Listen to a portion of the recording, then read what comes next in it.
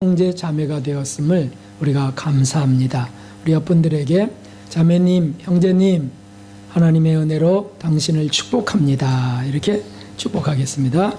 하나님의 은혜로 당신을 축복합니다.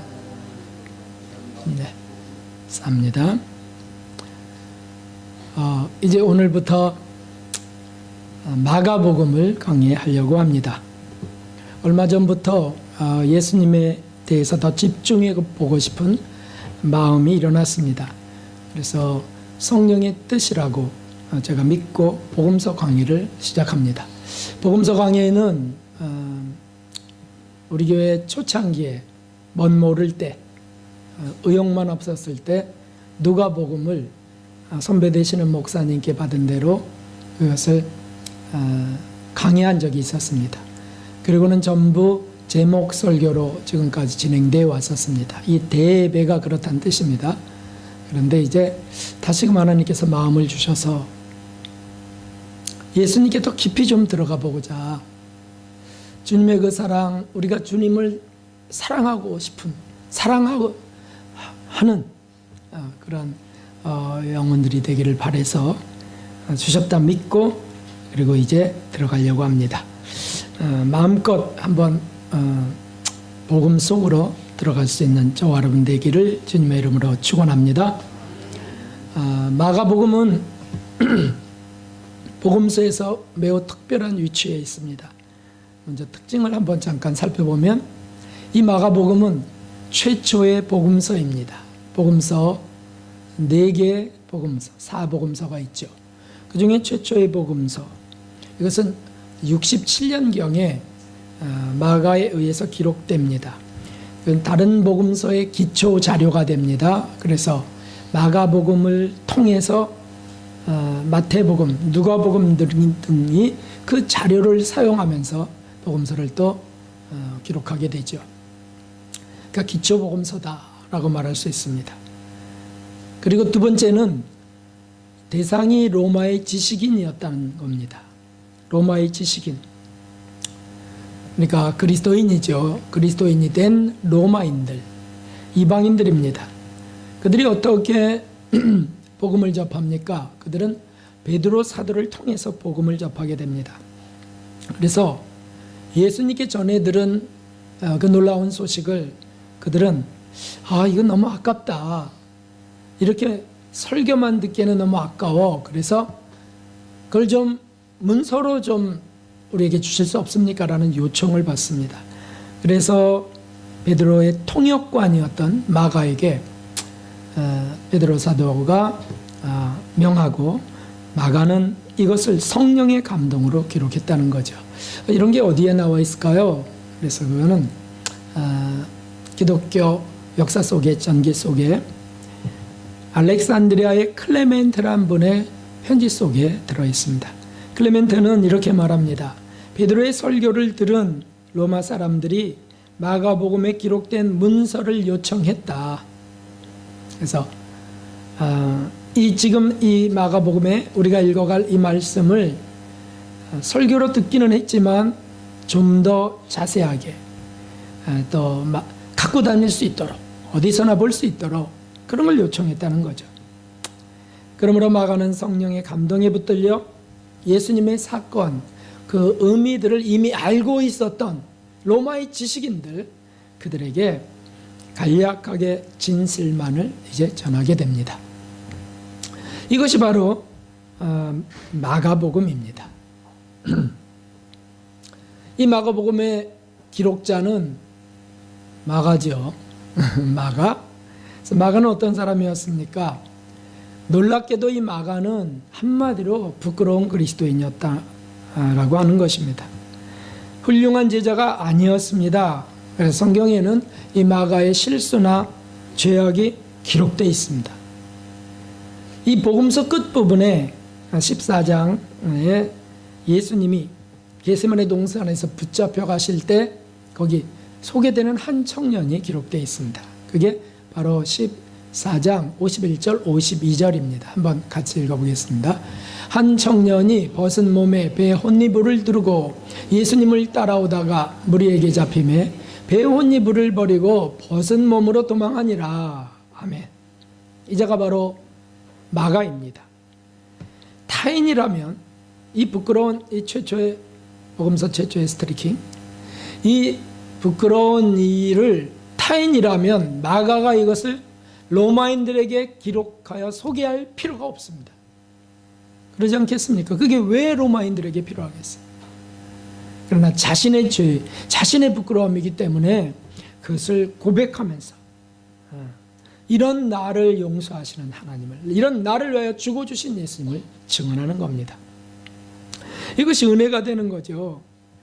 그런데 이렇게 되기까지 이 부끄러운, 자신의 부끄러운 허물을 진실하게 고백하고 이것이 영원히 남을 성경이 될 것이라는 것을 그가 알면서도 기록할 수밖에 없었던 것은 사실은 하나님의 은총이었다라고 하는 것이요, 참으로 성령의 감동이었던 겁니다.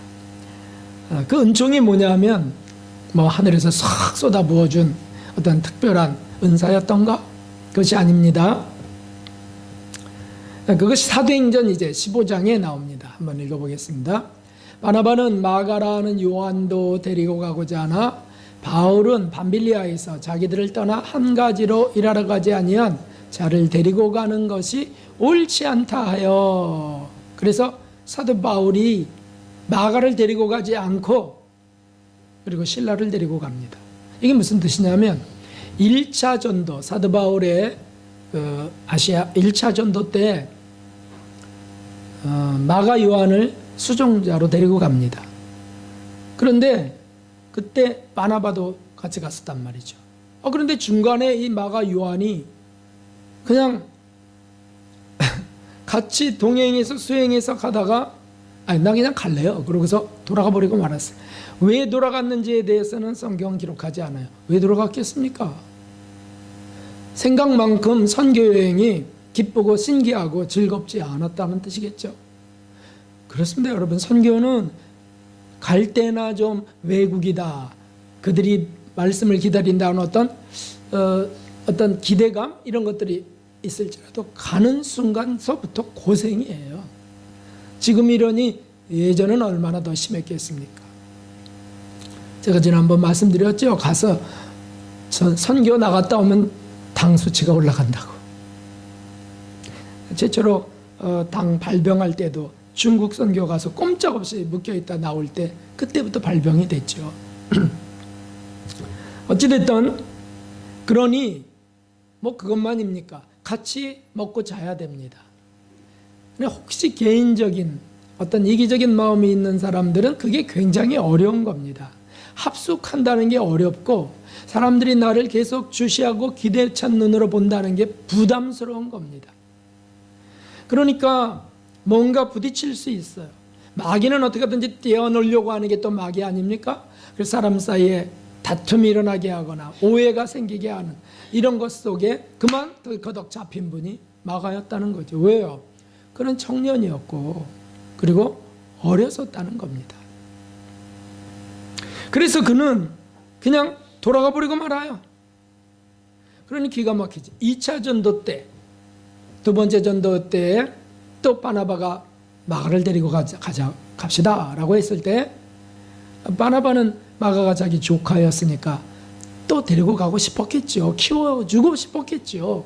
근데 사도 바울은 아니요, 지난번에 밤빌리아에서 그저 우리를 떠나갖고 한 가지로 일하러 가지 아니한 그런 사람을 어떻게 데리고 갑니까? 하나님 일에 합당치 않소 라고 하고서는 실라를 데리고 가는 거예요. 그건 잘못된 것이 아닙니다. 선교라고 하는 중요한 일에 어떻게 개인주의적인 것이 강한 사람을 데리고 갑니까? 또 중간에 돌아오면 일행만 시리에 빠지는 겁니다. 그래서 거부하는 겁니다. 그런 아픈 과거가 이 마가에게 있는 거예요. 마가에게. 그러니까 벌써 그 예수님 잡혀갈 때 부지불식간에 혼이불을 두르고 있다가 잡혀가는 거예요. 예수님을 쫓아가다가 그만 놀래갖고서 군병들이 막 잡으려고 하니까 놀래갖고 벗어버리고 도망가는 그런 참으로 부족한 자였다. 그런데 그래도 감사하게도 바나바가 다시 불러서 그 선교에 참여케 한 것, 주의 일꾼으로 사용하려고 한 것, 이 은혜인데 그것조차 거부한 사람이란 말이죠. 그런데 이 아픈 과거 미숙했던 실수가 있었기 때문에 마가는 훗날 더 열심히 헌신하고 충성합니다. 그게 무슨 뜻입니까? 연단받아 성장해 갔다는 뜻입니다. 그 실패와 고통 속에 또 용서를 구하고 또 은혜를 구하면서 주님을 다시 붙들고, 그러니까 교만한 자가 될 수 없어요. 자꾸 겸손해질 수밖에 없잖아요. 실수 안 한 사람처럼 의로운 사람들이 어디 있습니까? 그런 분처럼 교만하기 쉬운 사람이 어디 있습니까? 내게 어떤 악습이 있거나 뭔가 허물이 있고 부족한 게 있어요. 과거가 있어요, 내게. 그럴 때 그것이 늘 떠오르면서 주님, 주님의 은혜가 아니고는 전 살 수 없는 자입니다. 이런 사람이 겸손한 사람이죠. 세리의 기도, 바리새인은 의롭게 기도했지만 세리는 죄인이로소이다 저를 불쌍히 여기소서 했을 때 예수님이 누가 의롭다함을 입고 돌아갔느냐? 세리다라고 주님이 말씀하셨습니다. 이런 점에서 저와 여러분이 부끄러움이 있고 송구스러움이 있고 주님 앞에 저는 떳떳지 못해요 라고 한다면 가능성이 있는 줄 믿습니다. 할렐루야. 이게 바로 성경이에요. 이게 하나님의 은혜라고요. 사도 베드로가 예수님을 3번 부인하고 배반했다가 수제자가 되는 것, 사울이라는 청년이 예수 그리스도를 잡아 죽이는 일을 담당하다가 그만 강권적으로 예수님의 부활의 빛을 받으면서 말에서 떨어진 후에 이방인의 사도가 되는 것, 이런 것이라면 우리에게도 그 은혜가 넘치는 줄 믿습니다. 그래서 이 마가는 사도 바울의 수행자가 됩니다. 한번 거절당했어요. 그렇지만 사도 바울이 다시 부릅니다. 그리고 다시 데리고 다니는데 결정적인 부름이 그 디모데서에 나오죠. 디모데 후서. 그 마지막 순교 몇 달 전에 마가를 데리고 오라. 디모데에게 부탁합니다. 그가 내게 유익하니라. 그 편지도 대필 써주고요. 위로도 받고, 왜냐하면 마가가 그동안 성장했다는 뜻이죠. 그리고 베드로의 통역관이 되어서 헌신합니다. 결국 마가복음을 기록하는 겁니다. 그러니까 마가복음을 기록하는 이 시점은 지금 제가 말한 것을 다 겪고 성장한 후에 기록하는 것이에요. 과거의 죄악들을 고백하면서 그런 자신을 하나님이 어떻게 인도하셨는지, 내가 도망갔던 그 예수님이 어떻게 자신을 치료하시고 이끄셨는지 감사함을 갖고 최초의 복음서 기록자가 된 것입니다. 할렐루야. 이것이 감동인 겁니다. 이것이. 저와 여러분도 바로 이런 은혜로 인해 이곳까지 나온 줄 믿습니다. 감격스러운 일입니다. 여러분들에게 당신은 감격스러운 당신입니다. 이렇게 한번 해보실까요? 당신은 감격스러운 당신입니다. 어떻게 이 자리까지 오시게 됐냐? 어떻게 이 자리까지? 의롭고 착하고 아주 복음적이어서요? 아니라니까요. 주님이 이끄신 줄 믿습니다. 그래서 마가는 바로 이 복음서를 시작할 때 다른 분하고 전혀 틀리게 시작해요. 한마디로 군더더기 없이, 물론 대상이 로마인 그리스도인들이었기 때문에 이미 복음을 받은 자들이었기 때문에 여러 가지가 필요 없지만은, 그러나 마가는 가장 귀한 그것을 아는 거예요. 그래서 복음으로 바로 직행하는 겁니다. 여기 오늘 1장 1절입니다. 복음, 기쁨 소식, 기쁨의 소식. 그 복음의 핵심, 이것은 이 짧은 구절, 이 1절 한 절에 다 기록되어 있습니다. 이 구절이 바로 하나님의 아들 예수 그리스도 주, 이걸 합치면 뭐가 되냐 하면은 익투스라고 하는 단어가 됩니다. 익투스. 그 물고기를 말하는 거예요. 익투스. 헬라어에. 그래서 이게 여러분 차에 붙이는 물고기 형상이 되는 거 아니겠어요? 익투스. 그래서 초대교회 이것은 그리스도인들의 비밀 암호였습니다. 서로를 알아보는. 그래서 요 1장 1절 마가복음 1절 1절이 익투스예요. 익투스. 자, 그러면 이제 거기에 나온 이 한 절 속에 있는 진리를 우리가 찾아가 봅시다. 첫째는 넘겨주실까요? 넘겨주실까요? 네. 첫째는 하나님의 아들 예수입니다. 하나님의 아들 예수. 하나님은 신이십니다. 할렐루야. 영이십니다. 그런데 그분이 아들을 낳았다. 그분이 아들을 주셨다. 그분이 예수다. 다시 말하면 지금 여기는 철학적으로 논리적으로 이해할 수 없는 신비가 여기에 있습니다. 그게 뭡니까? 어떻게 영이신 하나님이 육체의 아들을 낳을 수 있느냐? 그래서 이제 초대교회 이단들은 요 논리 지식적이기만 한 사람들은 이걸 거부해요. 어떻게 하나님 그 깨끗한 영이 육체 속에 거할 수 있느냐 거부한다고요. 그래서 그게 이단이었어요. 영지주의 이단이었어요. 하나님의 아들 예수, 그러니까 성령의 은혜, 성령의 감동으로 처녀의 몸에서 잉태된 사람 예수, 지금 그런 뜻입니다. 이게 바로 이사야서에 예고되어 있는 겁니다.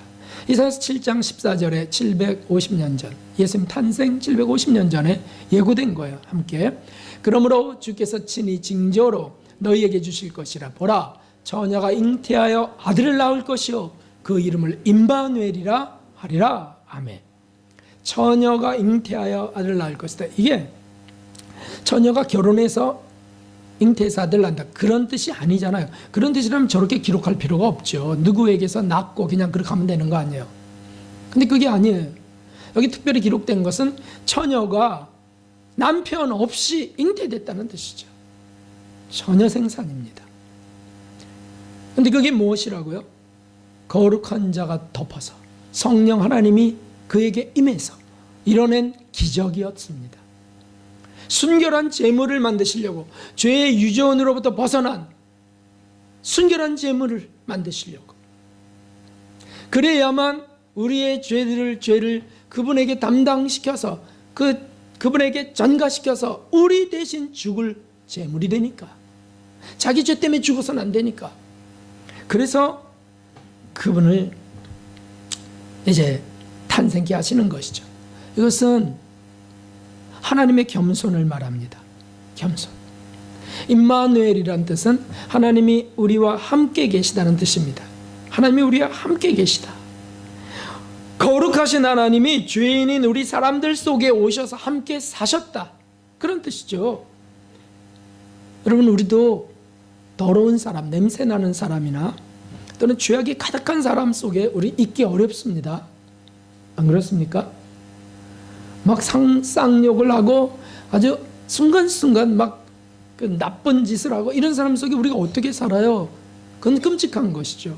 그게 자꾸 구별되는 우리죠. 뭐 우리만 아니고 세상 사람도 그런 거 싫어하는 사람들이 있습니다.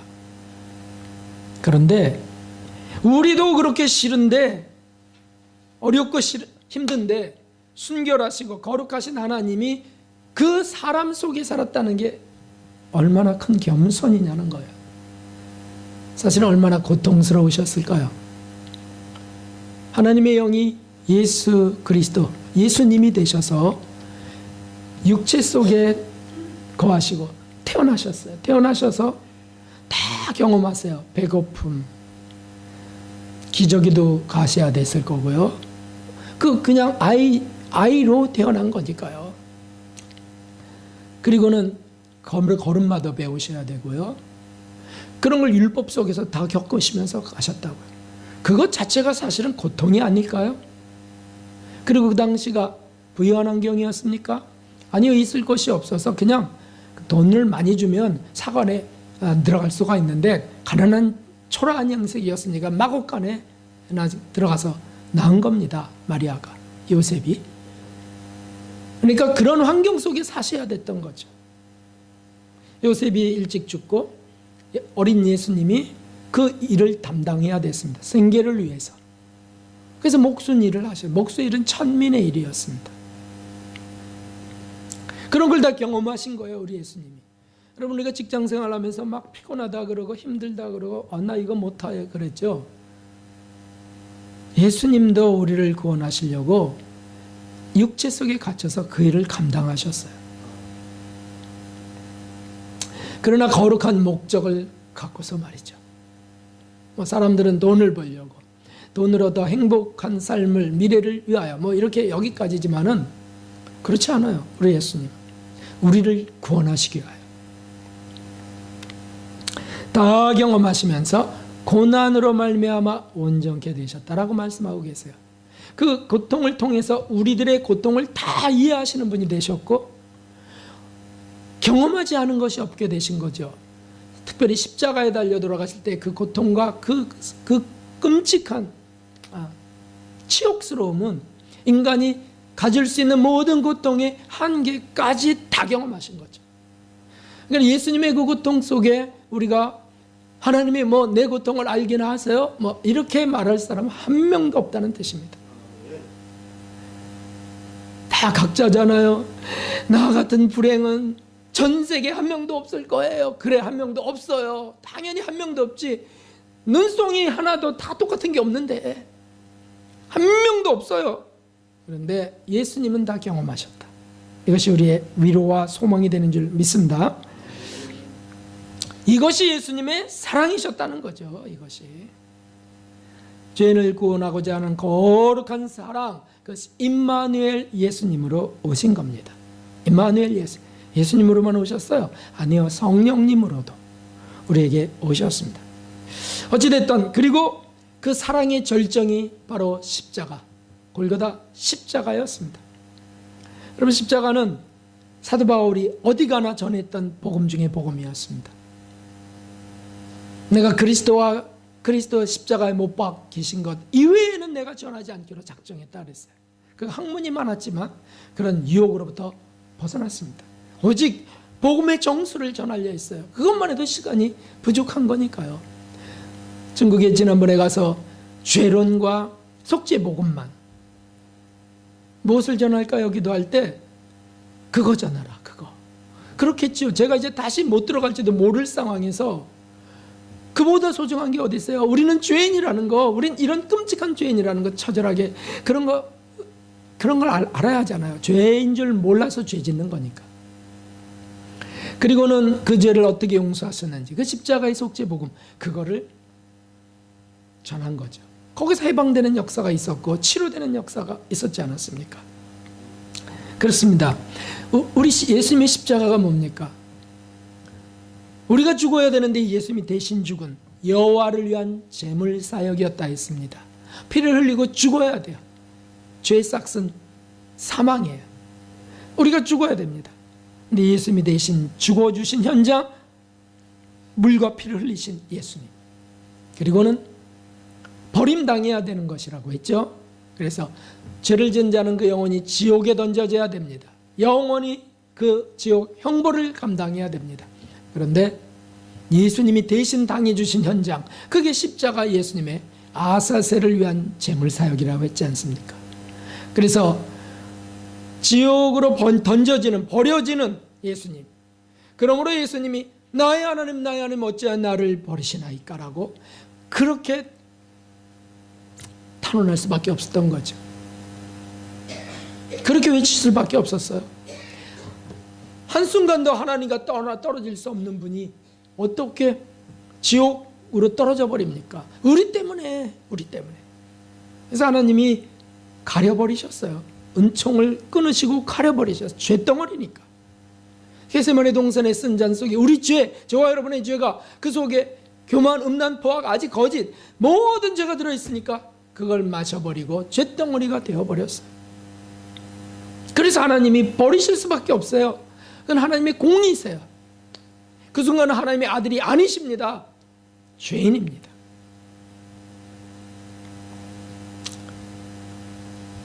우리가 죽어야 되는데 순결하신 예수님은 그 죄를 다 뒤집어 쓰고 죽으신, 버림당하신 겁니다. 우리가 지옥 가야 되는데 그분이 지옥의 형벌을 당한 겁니다. 그러므로 지옥을 면제받는 게 바로 저와 여러분이 된 줄 믿습니다. 이것이 구원입니다. 이것이 구원입니다. 마태복음 1장 21절 아들을 낳으리니 이름을 예수라 하라. 이는 그가 자기 백성을 저희 죄에서 구원할 자이심이니라 하니라. 아멘. 구원을 한마디로 정의한다면 죄의 문제가 해결되는 것입니다. 이 죄 문제 때문에 인생은 불행한 것이고요, 세상은 전쟁이 있는 것이고요, 그리고 지옥은 열려 있는 겁니다. 그러나 예수님이 담당하셨다. 그게 바로 하나님의 아들 예수, 그 뜻입니다. 할렐루야. 아멘. 그리고 두 번째는 그리스도라고 기록되어 있습니다. 그리스도. 이 그리스도란 기름 부음 받은 자란 뜻입니다. 기름 부음을 받은 자. 구약시대 기름 부음은 왕이나 또는 선지자나 제사장이 받을 수 있는 것이었습니다. 그러므로 죽은 예수님이 기름 부음을 받았다? 죽은 예수님은 죄인, 잿덩어리가 돼서 죽었어요. 근데 기름 부음을 받은 그리스도다? 그 무슨 뜻입니까? 부활하신 예수님이시다는 뜻이죠. 부활하신 예수님. 부활하신 예수님이 메시아요, 구세주가 되신, 다시 말하면 왕이 되시고, 그리고 우리를 위한 대제사장이 되셨다는 뜻이죠. 이것이 바로 히브리서에 여러 군데 있습니다. 3장 1절 그러므로 함께 하늘의 부르심을 입은 거룩한 형제들아 우리의 믿는 도리의 사도시며 대제사장이신 예수님을 깊이 생각하라. 아멘. 어떻게 생각하라고요? 깊이. 그냥 예수 이래가면서 가볍게 생각하지 말고 깊이 생각하라. 깊이. 이분이 날 위하여 죽으시고 날 위하여 부활하시고, 이분은 잿덩어리가 되셨지만 이분은 그리스도 제사장이 되셨다. 대제사장이 인간 속에 그 죄악 가운데 겸손하게 오셔서 고통당하시던 그분, 고통 중에 죽으신 그분이 날 위하여 다시 부활하셨다. 이게 감격이 되지 않으면 어떻게 우리가 소망을 갖고 살겠습니까, 여러분? 이 험한 세상, 이 이용해 먹고 속임이 많은 이 세상, 자기는 판판히 놀아가면서 하급직원은 막 혹사시키는 이 세상, 그런 것들이 이 세상이 가득하지 않습니까? 어떻게 거기서 우리가 소망을 갖겠어요? 절망하죠. 그러나 예수님이 바로 당신, 나와 여러분의 구세주가 되셨다는 사실, 그분이 날 위하여 부활하셨다는 사실은 우리에게 참 소망이 되는 줄 믿습니다. 그러므로 깊이 생각하라는 거예요. 예수님 한번 부를 때도 예수님 하면서 자기 의지와 감정을 실어서 지성을 다해서 예수님 고맙습니다. 4장에도 나와 있습니다. 4장 14절에도 시작. 그러므로 우리에게 큰 대제사장이 있으니 승천하신 자 곧 하나님의 아들 예수시라. 우리가 믿는 도리를 굳게 잡을지어다. 아멘. 여기 분명히 나와 있습니다. 마가복음 1장 1절에 있는 하나님의 아들 예수, 그 단어가 그대로 나와 있습니다. 하나님의 아들 예수. 근데 그분은 그리스도가 되셨다. 예수까지는 사람입니다. 그리스도부터는 하나님이 되는 거예요. 하나님. 다시 사람의 고통 속에서부터 벗어난 하나님이 되시는 거죠. 부활하신 예수 그리스도 대제사장입니다. 초대교회 믿음의 핵심은 바로 이것이었습니다. 하나님의 아들 예수님이 십자가에 죽고 다시 살아나 대제사장이 되셨다. 아멘, 아멘, 할렐루야. 모든 찬양의 근원이 여기에 있었습니다. 그분이 우리의 구세주, 나의 왕이 되셨다. 여러분, 저와 여러분의 왕이 예수님, 예수 그리스도인 줄 믿습니다. 그분이 왕이라면 누가 두려운 것입니까? 무엇이 두려운 것입니까? 무엇에 절망해야 되겠습니까?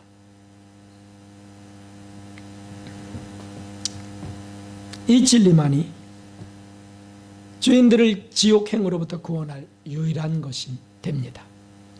이는 다른 어떤 종교나 어떤 철학과 학문도 흉내낼 수 없는 고귀한 진리입니다. 유일무이한 진리. 이것이 바로 예수 그리스도의 우리를 위한 구원의 사역, 구세주가 되심을 말하는 것입니다. 이것을 뭐라고 한다고요? 하나님의 아들 예수 그리스도, 이것을 한 단어로 뭐라고 한다고요?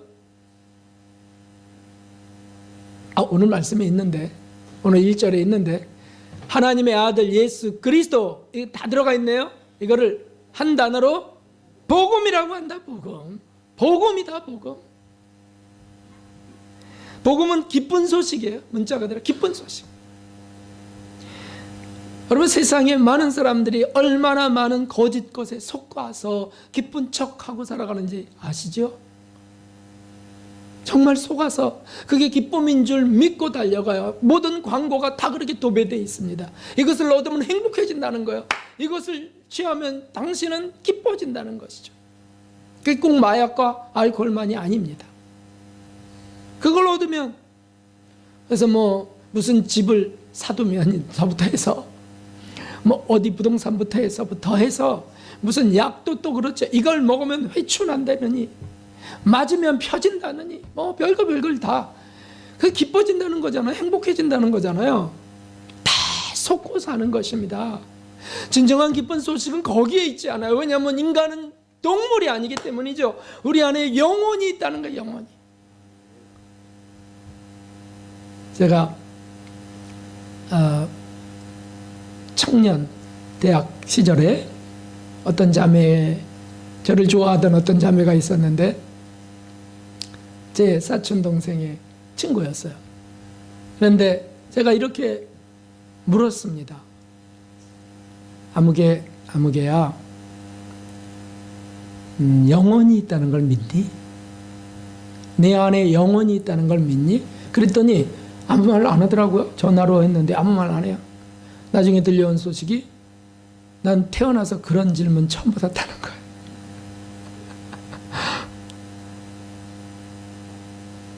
여러분, 인간은 영혼의 존재, 영혼의 존재죠. 이 영혼이 진정한 행복을 얻어야 행복해지는 것입니다. 너무 많은 사람들이 육체 또는 물질, 이것 중심으로 행복을 추구하다가 허망한 삶으로 끝나고 맙니다. 헐떡이다가 아닌가 배 하면 죽음 앞에 있는 거예요. 이 기쁜 소식이 저와 여러분이 매주 매일 받고 있는 은총입니다. 얼마나 감사한지. 안 감사하세요?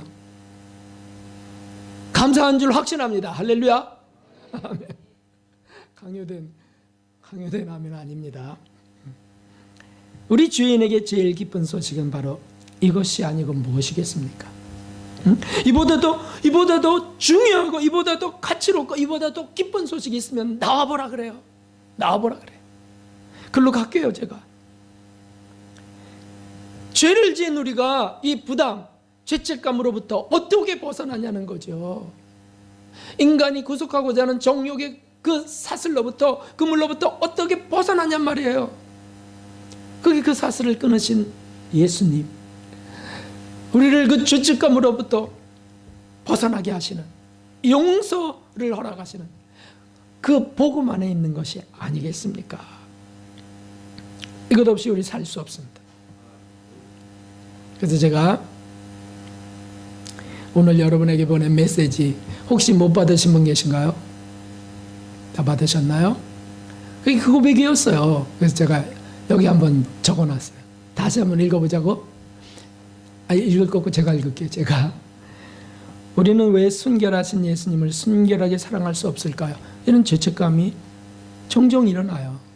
너무 이기적이다. 왜 겸손하신 주님 앞에 겸손할 수 없는 걸까요? 그래갖고 막 정죄하고 따지고 의로워져갖고 이럴 때도 있고요. 운전하다가 그거 순간순간 나오고요. 주님의 은혜 속에 사는데 우리를 위해 죽으신 그분을 위해 죽으려 하지 않는 건가요? 교회 생활 하면서 그 교회 생활 또는 봉사 생활, 전도랄지 이런 거 부담스러울 때 있잖아요. 죽지 않으려고 하는 거죠. 죽어야 되는 거 알면서도. 하지만 이것 때문에 아직 절망하지 마세요. 하나님께서 그렇게 만드실 것이니까요. 아멘. 전 이것이 눈물 나도록 감격스러운 것입니다.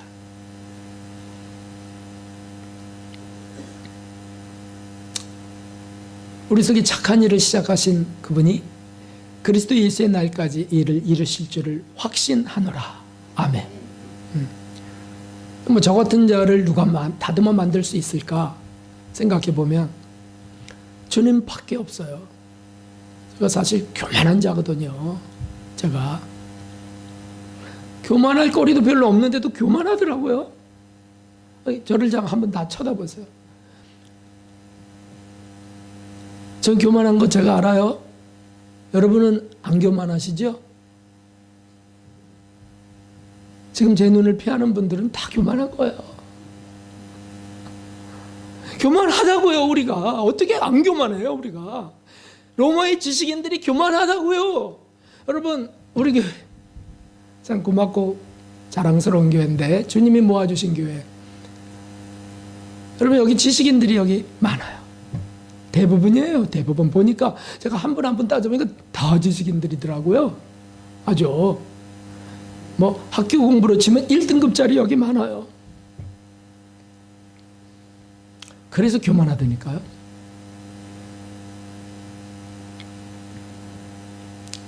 그런데 그것 때문에 아직 절망하지 마세요. 우리 하나님이 우리를 겸손하게 만드실 겁니다. 저는 이게 기쁨의 소식이에요. 복음이에요. 그래서 소망이 넘칩니다. 더욱 주님을 사랑하시길 축복합니다. 샬롬. 이것이 오늘 메시지였습니다. 바로 복음이었습니다. 여러분, 이것이 아니면 우리가 살 소망이 없습니다. 어떤 세상의 복락도 의미가 없습니다. 세상 속의 여러 가지 것 속에 묶여 사는 노예 같은 삶을 사는 사람들이 저는 너무 가엾고 너무 불쌍한 마음이 일어납니다. 그 속에서 복음을 모르고 사는 이들은 얼마나 불행한 것입니까? 복음을 알고 그 속에서 선교사의 의미로 사는 사람이라고 한다면 그는 얼마나 기쁘게 살까요? 사도 바울처럼. 저는 제가 누리고 있는, 또 여러분들이 누리고 있는 이 복음의 이 기쁜 소식을, 이 은혜를 전하고 싶은 거예요. 전하고 싶은 거죠. 지난주에 대전에서 진짜 몇십 년 만에 탄 것이 아닐까 싶어요. 대전 그 역에서 버스를 기다리다가 그 대전 아카데미에 가야 되는데 버스가 그 번호가 빠져버리고 뭐 제가 다 알아간 번호가 안 보이고 버스가 안 와요. 다른 번호도. 그 시간은 급하고 해서 택시를 탔습니다. 택시 몇십 년 만에 탔다는 뜻입니다. 탔는데 몇십 년만 아니구나. 공항에 갈 때도 한 번 탔구나. 이제 3번 여기 공항 터미널 갈 때. 그런데 그 택시 운전사가 뭐 여기 처음 오시나요? 뭐 이렇게 하면서 대화가 시작됐는데 예, 저 교회로 강의하러 갑니다. 그랬더니 그래요? 우리 처가 캐톨릭이에요. 우리 처 집안은 다 캐톨릭이에요. 자랑스럽게 얘기하더라고요. 그러시냐고. 그럼 같이 다니시지 그랬냐고. 저는 근데 안 나가요. 뭐 그래서 이제 기회가 왔다 해갖고 복음을 전하기 시작했습니다. 짧은 10분 동안 제가 전하는 거예요. 감사하게도 연배가 저랑 비슷해.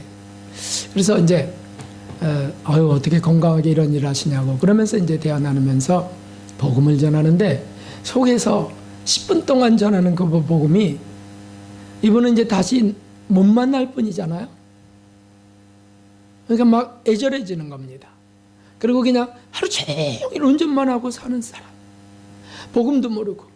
그분뿐입니까? 하루 종일 티켓만 받는 사람도 있어요. 티켓만.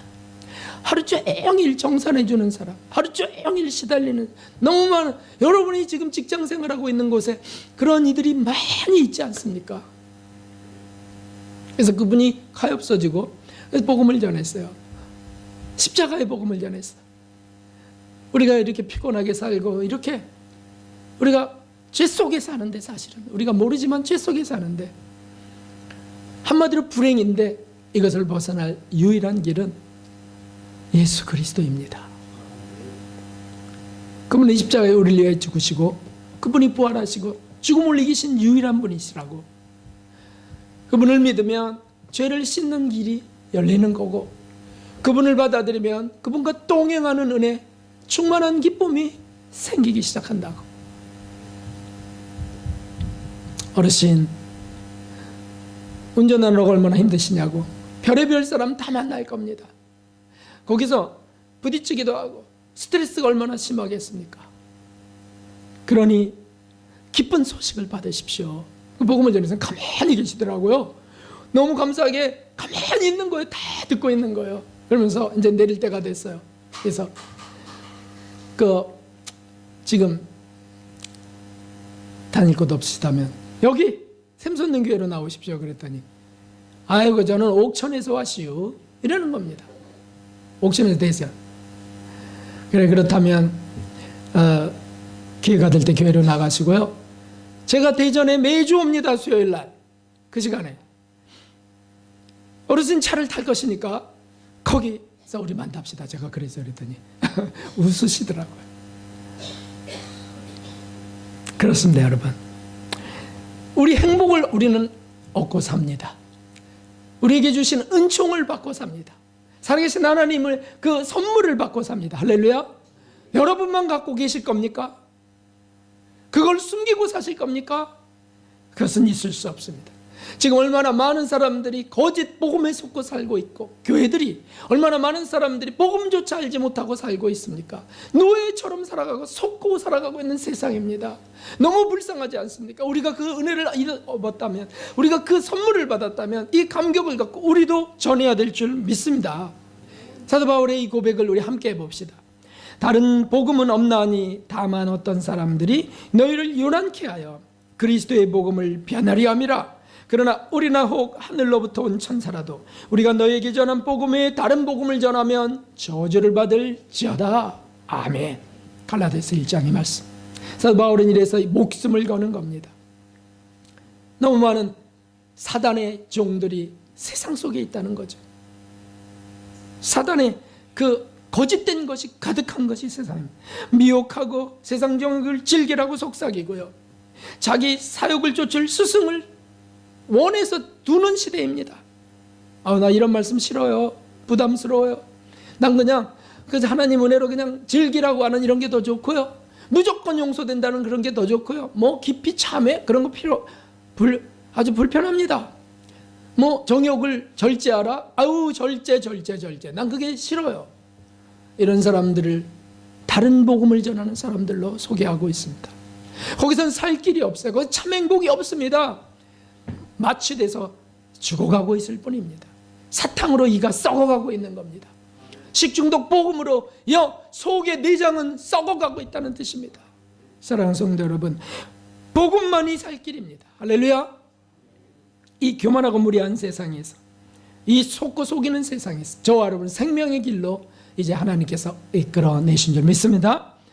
복음만이 살 길이다. 우리 함께 크게 외쳐봅시다. 복음만이 살 길이다. 아멘, 아멘. 죄의 용서와 죄의 고백과 용서만이 구원의 길이다. 아멘. 이 길만이 참 자유에 이르고 참 행복을 얻는 유일한 길입니다.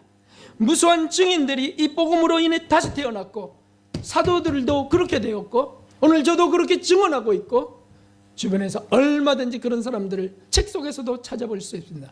유일한 길이 여기에 있습니다. 이 길로 잘 나오셨습니다. 달려가십시오. 참 행복을 누리십시오. 참 기쁨 속에 사시는 저와 여러분 되기를 주님의 이름으로 축원합니다. 252장 우리 찬송 드리고 기도하겠습니다.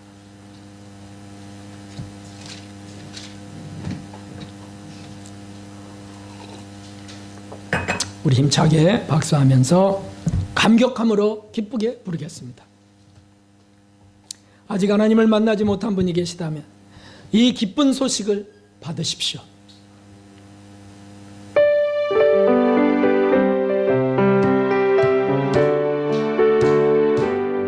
기쁜 소리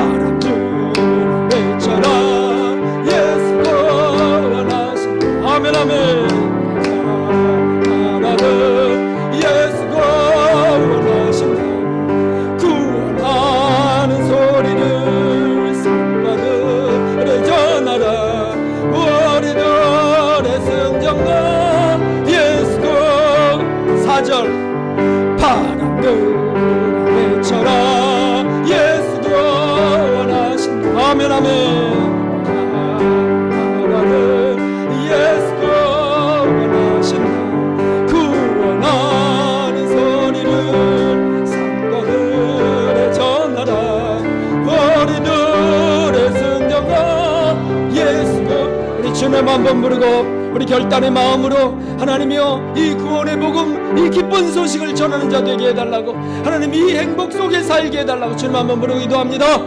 주님, 하나님 아버지, 이 나라가 주님이여 심히 위기 속에 있고, 하나님이여 교회들이 심히 주님이여 거짓 복음에 공격을 당하고 있나이다. 하나님이여 정욕 가운데 주님이 살면서 그것이 행복인 줄 알지만 하나님 그것은 주님이여 참으로 뱃속이 쓴 것이 아니겠습니까? 하나님이여 입에서 나나 하나님이여 우리 이와 속을 상하게 하는 것들이 어찌 주님이여 복음이 되겠습니까? 아버지 하나님이여, 아버지 하나님 예수 그리스도, 하나님의 아들 예수 그리스도, 그것만이 유일한 복음이오니 하나님이여 우리가 그 복음 안에 살게 하시고, 하나님이여 죄로부터 죄책감으로부터 하나님이여 벗어나는 자들 되게 하여 주옵소서. 하나님이여 미움으로 속박되어 있는 자들, 교만으로 묶여있는 자들이 벗어나게 하여 주옵소서. 하나님이여 욕망으로부터 벗어나게 하여 주시고, 그로 인하여 주님이여 이 기쁜 소식으로 참 행복 속에 살게 하여 주옵소서. 우리 성도님들 직장 속에서 그 은혜가 임하게 하여 주시고, 하나님이여 가는 곳마다 복음의 전사들이 되게 하시고 전도자들이 되게 하여 주시옵소서. 하나님 함께 하시길 원합니다. 하나님이여 영광 가운데 나가길 원하나이다. 주여 소망 가운데 살기 원합니다. 예수 그리스도 우리의 왕, 우리의 그리스도, 우리의 주님이여 모든 것 메시아 하나님을 주님이 있어. 하나님 인도해 주시옵소서. 하나님 전하는 자 되게 하여 주시옵소서.